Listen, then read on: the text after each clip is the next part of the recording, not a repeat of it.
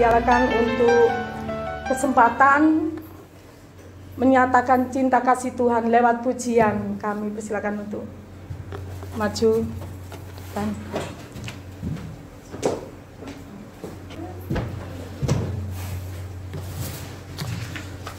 Salam Bapak Ibu, puji Tuhan. Yang kaya gundah hatinya, yang miskin sedih hatinya, yang bahagia hanya milik Yesus. Tuhan susah dan senang memuji Tuhan. Mari kita bangkit berdiri bersama, kita nyanyikan bersama. Suge bingung pikire sing mlarat gede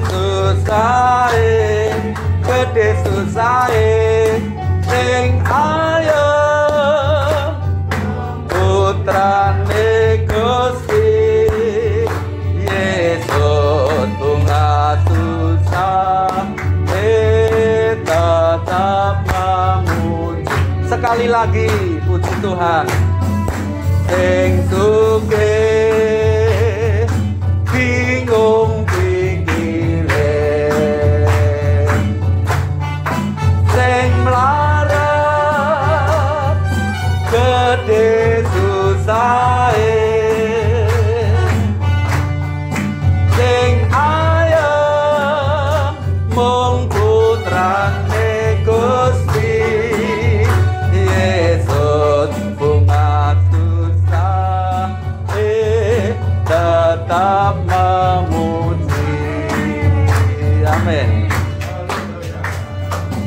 Silahkan duduk. Ini semoga menjadi kenyataan lo ya. Jadi susah senang tetap menyembah Tuhan, memuji Tuhan. Selanjutnya kami serahkan kepada Ibu Nini.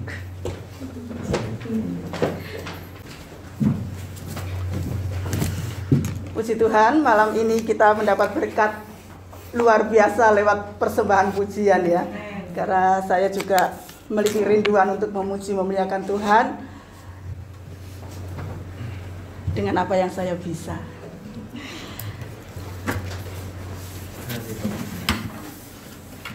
Setiap kita selalu kadang-kadang merasa ya bahwa hidup ini kadang-kadang sulit.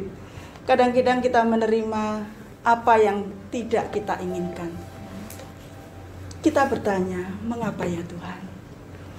Tapi biarlah setiap kita boleh percaya, kita boleh yakin bahwa Tuhan memiliki rencana indah buat hidup kita. Amin. Pujian ini boleh mengatakan jalan Tuhan.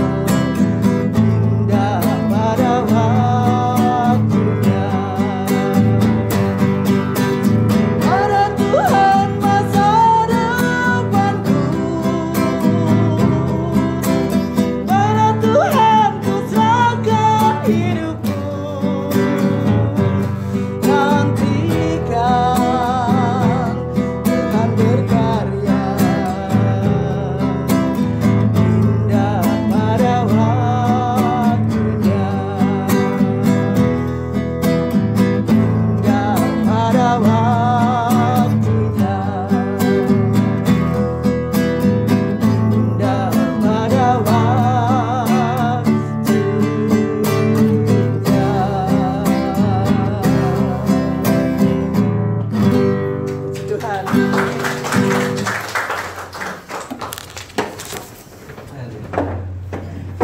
Terus selanjutnya kami serahkan kepada pemimpin pujian. Haleluya, terima kasih buat Mas Kris dengan Bu Nini, di mana pujiannya bisa memberkati kita semua supaya kita semakin bertekun kepada Tuhan. Ketika waktunya kita mau mendengarkan sabda firman Tuhan, biarlah setiap firman yang akan kita dengar bisa mengasihi kita, membentuk kita, menjadikan kita seturut dengan kehendak Tuhan. Mari kita naikkan pujian Roh Kudus Kau hadir di sini. Haleluya.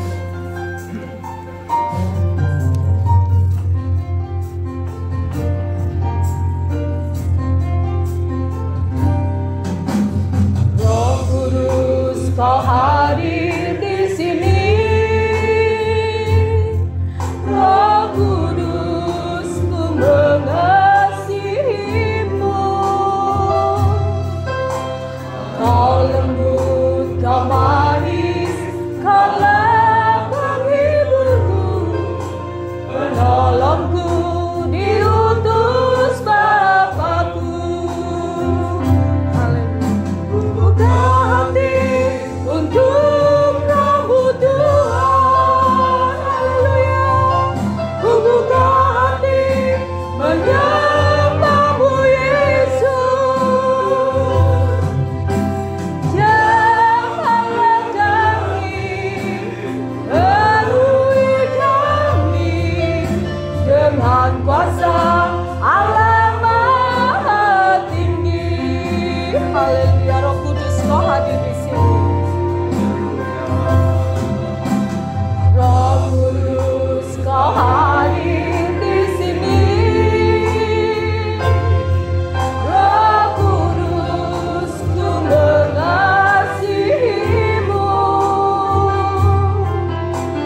Kau lembut, kau manis, kaulah penghiburku, penolongku, diutus Bapakku. Haleluya. Ku buka hati untuk rambut Tuhan. Ku buka hati menyembahmu Yesus. Janganlah kami, penuhi kami dengan kuasa Allah Maha Tinggi. Ku buka hati untuk rambut Tuhan.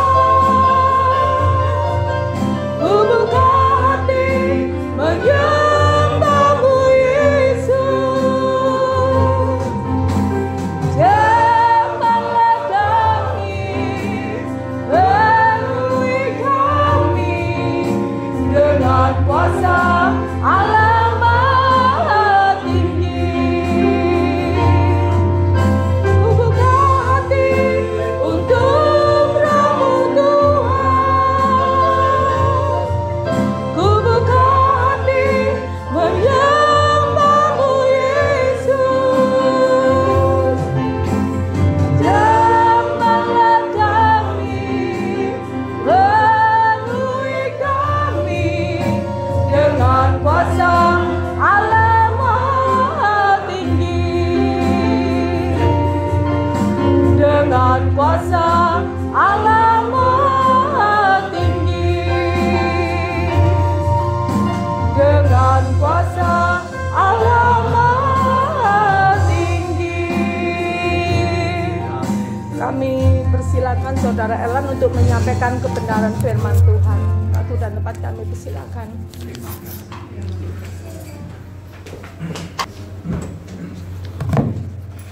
Mari kita bersatu dalam doa. Bapa Surgawi, kami bersyukur karena Engkau sudah menyertai kami semua, sehingga kami dapat berkumpul pada malam ini untuk bersekutu dan mendengarkan isi pesan hati-Mu kepada setiap kami. Kami mohon belas kasihan-Mu untuk kami semua agar tetap fokus dan kami semua dapat tetap mengerti apa yang akan Engkau sampaikan kepada setiap kami semua. Demi nama Kristus Yesus, kami telah berdoa. Amin. Amin. Sekali lagi selamat malam Bapak Ibu. Renungan kita pada kali ini diambil dari Matius 5 ayat 21 sampai 37. Matius 5 ayat 21 sampai 37. Kalau sudah, saya akan membacakannya untuk kita semua. Kamu telah mendengar yang difirmankan kepada nenek moyang kita, jangan membunuh, siapa yang membunuh harus dihukum. Tetapi aku berkata kepadamu, setiap orang yang marah terhadap saudaranya harus dihukum. Siapa yang berkata kepada saudaranya kafir harus dihadapkan ke mahkamah agama, dan siapa yang berkata jahil harus diserahkan ke dalam neraka yang menyala-nyala. Sebab itu, jika engkau mempersembahkan persembahanmu di atas mezbah, dan engkau teringat akan sesuatu yang ada dalam hati saudaramu terhadap engkau, tinggalkanlah persembahanmu di depan mezbah itu, dan pergilah berdamai dahulu dengan saudaramu, lalu kembali untuk mempersembahkan persembahanmu itu. Segeralah berdamai dengan lawanmu, selama engkau bersama-sama dengan dia di tengah jalan, supaya lawanmu itu jangan menyerahkan engkau kepada hakim, dan hakim itu menyerahkan engkau kepada pembantunya, dan engkau dilemparkan ke dalam penjara. Aku berkata kepadamu, sesungguhnya engkau tidak akan keluar dari sana sebelum engkau membayar hutangmu sampai lunas.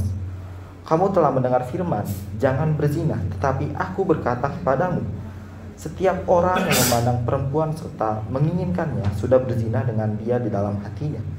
Maka jika matamu yang kanan menyesatkan engkau, cungkilah dan buanglah itu, karena lebih baik bagimu jika satu dari anggota tubuhmu binasa, daripada tubuhmu dengan utuh dicampakkan ke dalam neraka.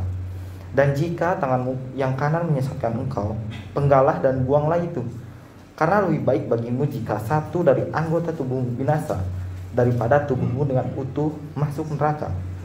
Telah difirmankan juga, siapa yang menceraikan istrinya harus memberi surat cerai kepadanya.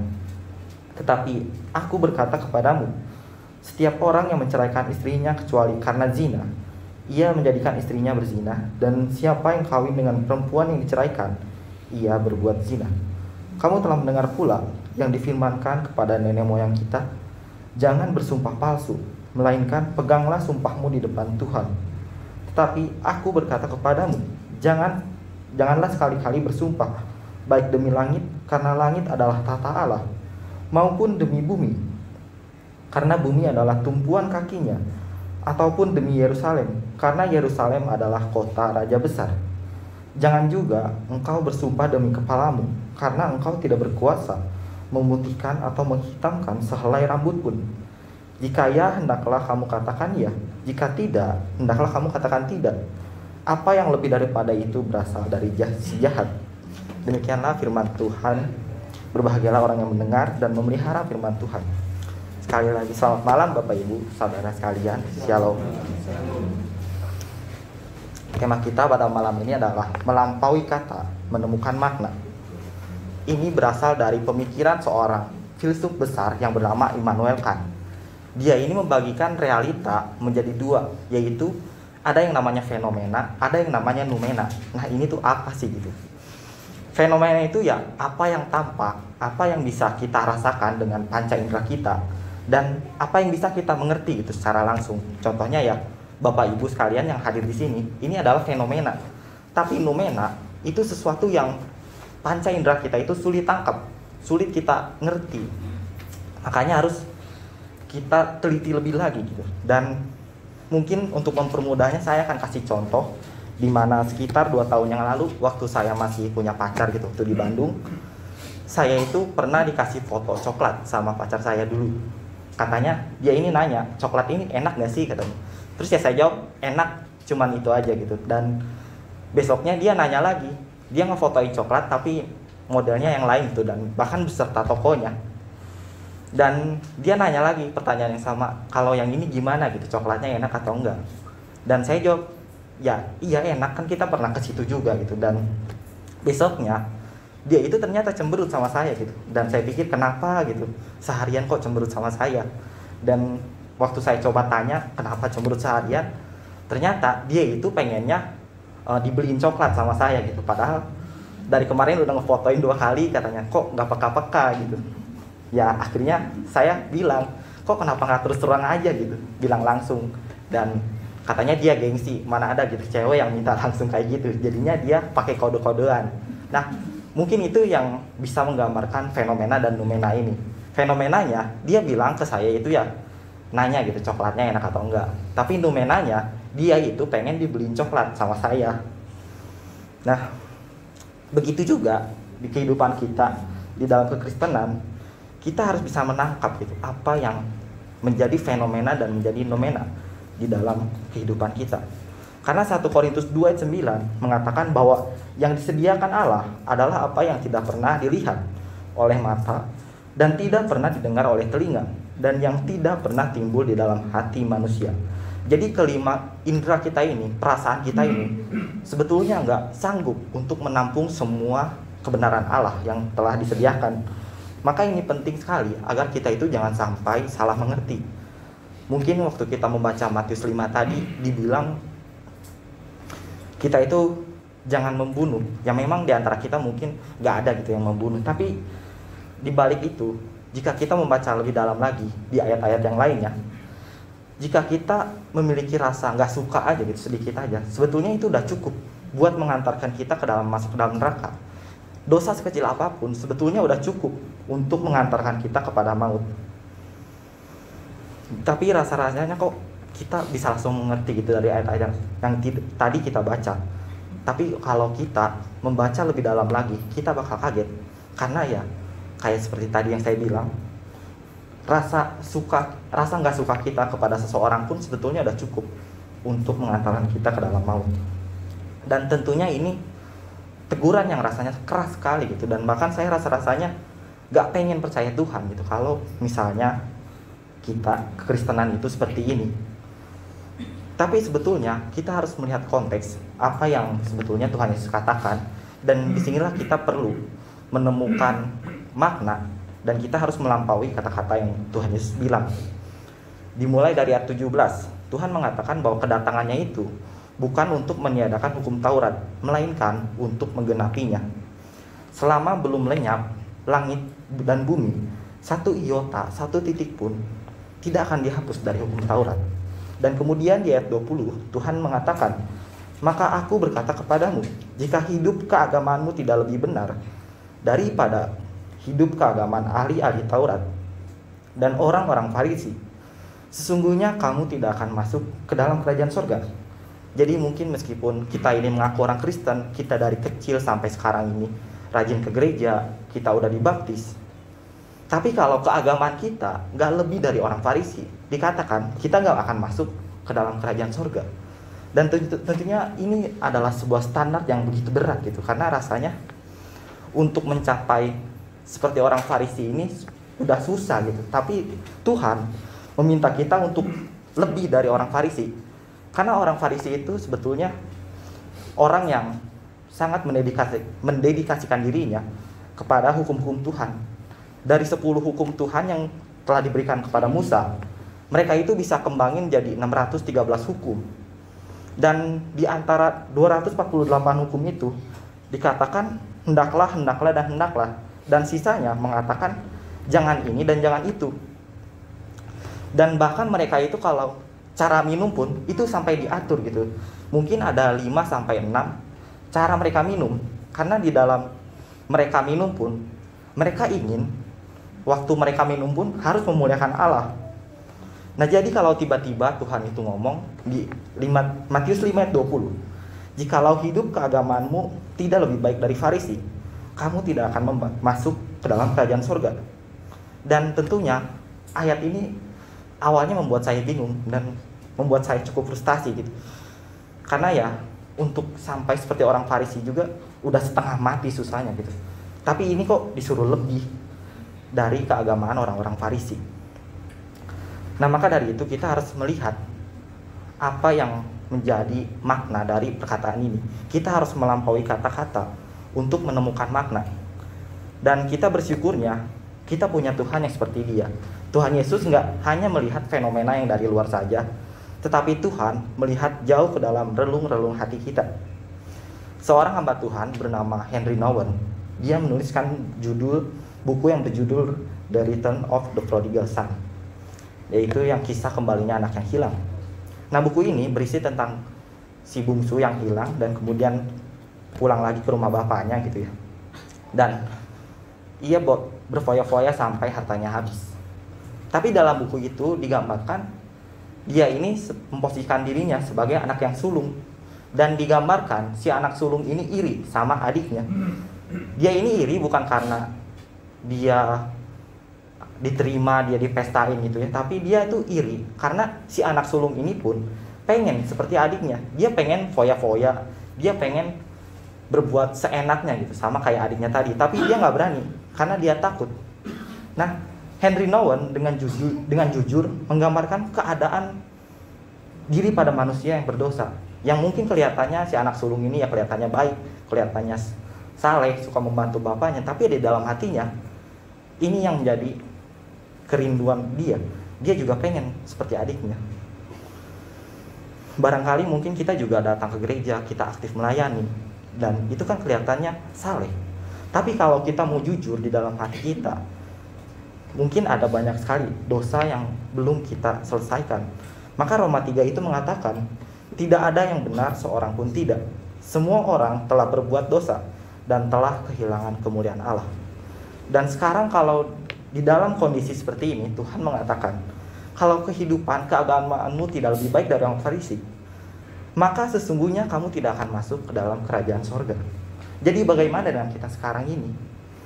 Nah, disinilah kita harus mengerti apa yang dari maksud Efesus 2 katakan, keselamatan yang Allah telah sediakan bagi kita. Sebab karena kasih karunia, kamu diselamatkan oleh iman. Itu bukan hasil usahamu, tetapi pemberian Allah. Itu bukan hasil pekerjaanmu, jangan ada orang memegahkan diri. Keselamatan itu tentu bukan hasil usaha kita. Keselamatan itu bukan karena seseorang kelihatannya saleh, kelihatannya rajin beribadah, dan melakukan hukum ini dan itu. Tetapi keselamatan adalah semata-mata hanya karena pemberian Allah. Karena keselamatan itu jika seandainya didapat karena perbuatan saleh, tentu gak ada seorang pun yang bisa mencapai standar itu. Karena standar Allah itu adalah standar yang sempurna. Karena Bapa sendiri adalah sempurna. Nah, di situ Tuhan Yesus sebetulnya ingin memperlihatkan kita bahwa kita itu tidak berdaya untuk menyelamatkan diri kita sendiri. Maka kita perlu Tuhan untuk memperoleh keselamatan tersebut. Dan hanya di dalam Kristuslah kita melihat Allah yang turun ke dalam dunia dan mencari dan menyelamatkan kita, manusia yang berdosa. Dan tidak ada Allah dalam agama apapun yang seperti ini. Dan inilah maksud dari keagamaan yang lebih dari Farisi, yaitu anugerah dan kasih Tuhan bagi manusia berdosa. Tidak ada dosa yang terlalu kecil yang sebetulnya bisa lolos dari hukuman. Tetapi di dalam Kristus tidak ada dosa yang terlalu besar untuk diampuni olehnya. Dan inilah berita Injil, berita baik untuk kita semua. Nah, lalu bagaimana kita merespons akan anugerah kasih Tuhan yang begitu besar ini, akan kehidupan keagamaan yang lebih dari Farisi tadi? Disinilah kita harus melampaui kata untuk menemukan makna. Kekristenan itu nggak sama dengan keagamaan dunia lain. John Stott mengatakan bahwa inti dari kekristenan itu adalah Kristus sendiri, yaitu di mana kita memiliki relasi yang sangat pribadi, yang sangat intim dengan Tuhan Yesus, Sang Juru Selamat. Dan relasi dengan Tuhan Yesus ini, yang begitu dekat ini, akan melahirkan ketaatan. Sehingga waktu kita itu taat, ini merupakan bukti bahwa kita itu mencintai Tuhan. Dan ketaatan akan perintah Tuhan ini adalah merupakan ungkapan syukur kita atas keselamatan yang telah Tuhan berikan kepada kita secara cuma-cuma. Dan saya teringat tentang cerita seorang pendeta yang bernama Wayne Cordeiro, di mana dia ini secara rutin mengadakan pelatihan kepemimpinan gereja di Tiongkok. Dan kalau Bapak Ibu tahu, di Tiongkok itu sebetulnya gerejanya belum secara bebas gitu. Beberapa gereja dianggap ilegal kalau mengadakan kebaktian. Nah, di satu kesempatan dia itu mengadakan pelatihan untuk 22 orang pemimpin gereja bawah tanah. Dan untuk 22 orang ini butuh waktu 13 jam perjalanan untuk sampai ke tempat pelatihan tersebut. Dan waktu sampai pun mereka itu nggak disambut di ruangan yang mewah dan megah gitu ya. Dan mereka itu sampai di ruangan yang besarnya itu mungkin 65 meter persegi tanpa AC, dan ruangannya pun sangat terbatas gitu, dan lantainya pun dari lantai kayu yang keras. Mungkin ruangan yang sekecil itu diisi oleh kurang lebih 30 orang. Rasanya akan sangat gak nyaman gitu buat ngadain pelatihan di situ. Tapi mereka tetap punya spirit. Mereka tetap semangat untuk mengikuti pelatihan tersebut. Dan di tengah-tengah pelatihan, si pendeta Wayne ini bertanya, kalau misalnya sewaktu-waktu ada polisi datang, terus kita ditangkap, apa yang bakal terjadi sama saya, katanya. Mereka dengan entengnya tuh kayak ngejawab, ya palingan kalau kamu cuma dideportasi dalam 24 jam. Tetapi kami bakal ditangkap dan kami bakal dipenjara 3 tahun karena memperjuangkan iman kami. Dan dia kaget karena 22 orang ini bisa dengan entengnya menjawab seperti itu. Dan dia bertanya lebih lanjut lagi, berapa orang dari kalian ini, dari 22 orang ini, yang dipenjara karena memperjuangkan iman kalian? Dari 22 orang ini, sebanyak 18 orang mengangkat tangannya. Dan itu sekitar 80%. Kemudian Cordero mengajak mereka untuk membaca Alkitab. Dan dia pun kembali kaget. Karena mereka itu begitu hafal kata demi kata. Misalnya ketika dia menyebutkan Yohanes 1 ayat 1, beberapa orang itu langsung bisa menyebutkan ayatnya tanpa harus membaca gitu. Dan dia penasaran bagaimana bisa mereka itu sebelumnya jika di penjara tapi bisa membaca Alkitab, sementara di penjara itu sama sekali nggak boleh bawa Alkitab. Dan ternyata mereka itu merobek lembar per lembar demi mereka itu bisa menghafal Alkitab. Diselundupkan, entah melalui gimana caranya, tetapi mereka bilang mereka itu dapat selundupan lembar demi lembar Alkitab yang disobek. Dan mereka itu cepat-cepat menghafalnya sebelum lembarnya itu disita oleh para penjaga penjara.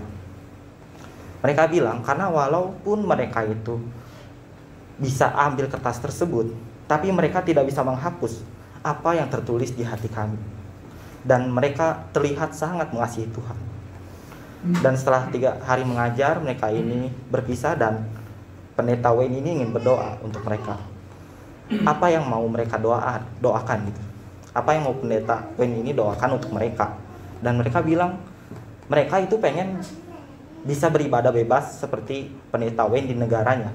Dan dia terdiam sebentar dan kemudian menjawab, dia nggak mau doain mereka seperti itu. Karena apa? Jika dibandingkan di Amerika dengan di Tiongkok, di Amerika itu mungkin orang yang 1 jam perjalanan ke gereja, mungkin aja itu masih malas-malesan atau mungkin nggak mau sama sekali buat datang ke gereja. Sementara mereka yang di Tiongkok butuh waktu 13 jam untuk sampai ke tempat pelatihan tadi. Dan kalau misalkan dibandingkan lagi di Amerika dengan di Tiongkok, mungkin di antara satu keluarga itu minimal punya 2 Alkitab. Tapi mereka yang di Tiongkok harus rela merobek lembar demi per lembar dan menghafalnya dengan begitu cepat sebelum disita oleh penjaga penjara. Tapi mungkin yang di Amerika walaupun punya 2 Alkitab, mungkin saja jarang dibaca gitu. Dan juga mungkin kalau yang di Amerika ketemu gereja yang kelihatannya jelek atau mungkin fasilitasnya nggak nyaman, mungkin mereka nggak mau datang ke gereja tersebut. Tapi yang di Tiongkok, walaupun lantainya tadi keras, nggak ada AC, tapi mereka semangat gitu untuk mengikuti pelatihan tersebut. Dan ketika dia diminta berdoa untuk yang di Tiongkok ini beribadah seperti di Amerika, dia nggak mau mendoakannya, karena justru dia ingin berdoa supaya yang di Amerika mempunyai spirit yang seperti orang-orang yang di Tiongkok tadi. Dan Bapak Ibu Saudara sekalian, kisah ini mengajak kita untuk memeriksa kerohanian kita, kehidupan, keagamaan kita. Sebetulnya Tuhan nggak minta terlalu yang gimana-gimana. Tuhan hanya minta kita untuk setia melakukan apa yang Tuhan sudah percayakan kepada kita. Apapun pekerjaan kita, apapun skill yang kita punya, Tuhan hanya minta kita untuk bertekun dalam firman-Nya. Apapun profesi kita. Dan jangan kita itu berkata bahwa Tuhan itu diam atau Tuhan nggak mendengar doa-doa kita. Padahal kita sendiri gak mau dengar suara Tuhan, kita sendiri gak mau baca Alkitab. Dan mari kita hidup sesuai dengan firman Tuhan untuk mengasihi Allah dan juga mengasihi sesama kita. Dan mari kita mendekatkan lagi kepada Allah, dan mari kita terus untuk semakin mengenal dan mungkin memperdalam relasi kita dengan Allah. Karena dengan melakukan itu semua, itu menjadi bukti bahwa kita mencintai Tuhan. Ketaatan kita menjadi bukti bahwa kita itu mencintai Tuhan. Dan melampaui kata dan menemukan makna, melampaui hukum yang tertulis, dan memiliki relasi yang dekat dengan Tuhan Yesus, Sang Juru Selamat. Sekiranya dalam minggu yang baru ini kita semakin bertumbuh akan pengenalan kita akan Tuhan, dan kita semakin mengasihi sesama kita, juga mengasihi Allah, karena Allah terlebih dahulu mengasihi kita. Amin. Mari kita berdoa.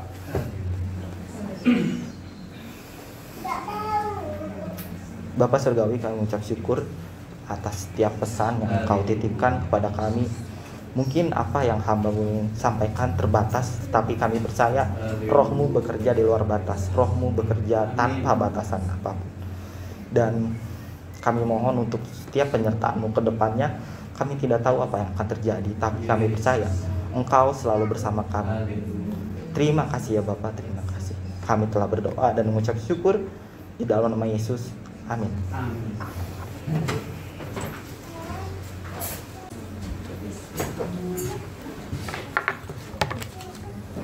Selamat malam. Ya, malam ini kita dituntut untuk lebih daripada seorang Farisi dengan keimanan kekristenan kita. Terima kasih kepada Saudara Elan atas pelayanannya. Tuhan memberkati. Firman-Mu pelita bagi kakiku, terang bagi jalan.